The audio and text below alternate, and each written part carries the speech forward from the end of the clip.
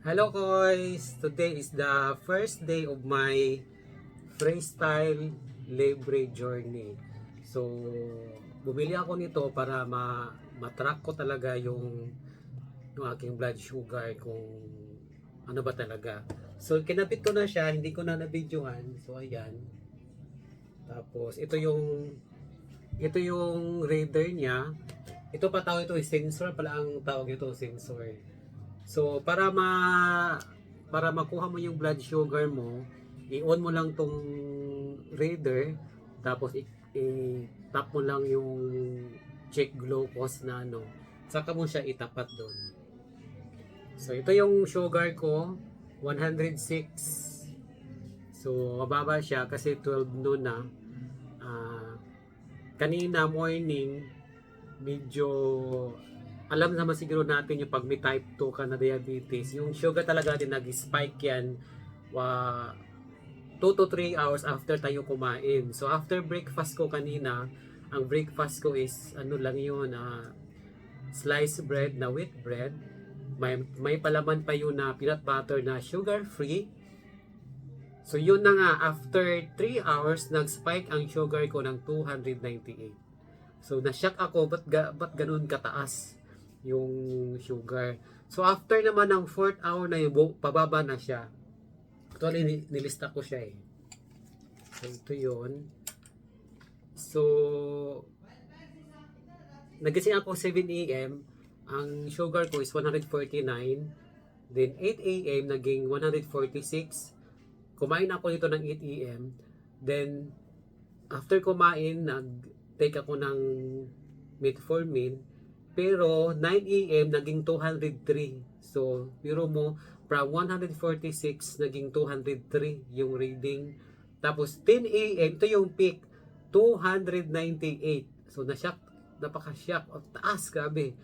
Tapos, nung 11 a.m. naging 238. So, buwaba na siya. 12 noon, naging 114. So, ito na nga ngayon, naging 106 ba yun, no? 106.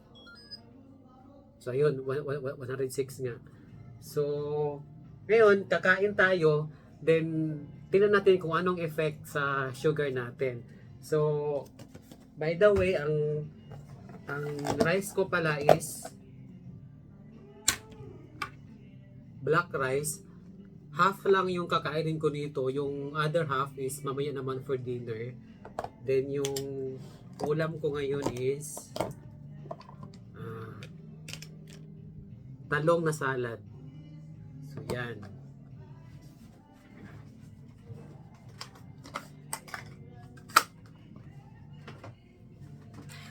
Kain tayo!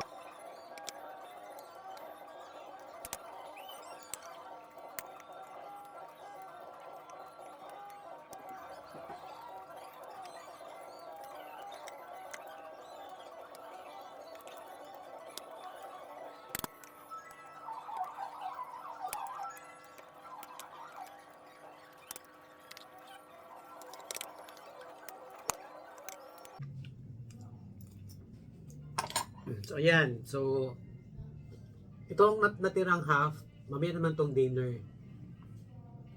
So, nabili ko ito sa supermarket. Ang per kilo nito is nasa 110 per kilo. Hindi naman siya mapanis. Kasi hindi ko naman siya dinumihan. Ito yung ulam ko, ubos na. Insaladang talong. Sarap.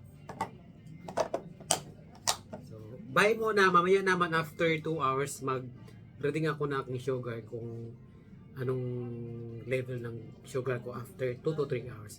Bye-bye muna! Hello mga koy! So, alas 2 na after nung kumain ako ng lunch. So, mag-reading tayo ng aking glucose level kung ano na ba. Okay?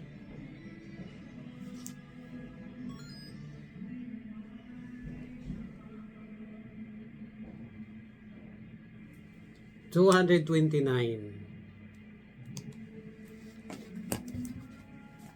So, i-record natin para hindi natin makalimutan na ito yung reading.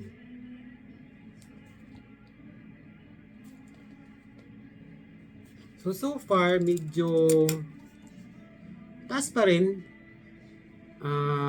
Bukas, itry naman natin bukas yung white rice kung anong effect sa white rice sa glucose level natin.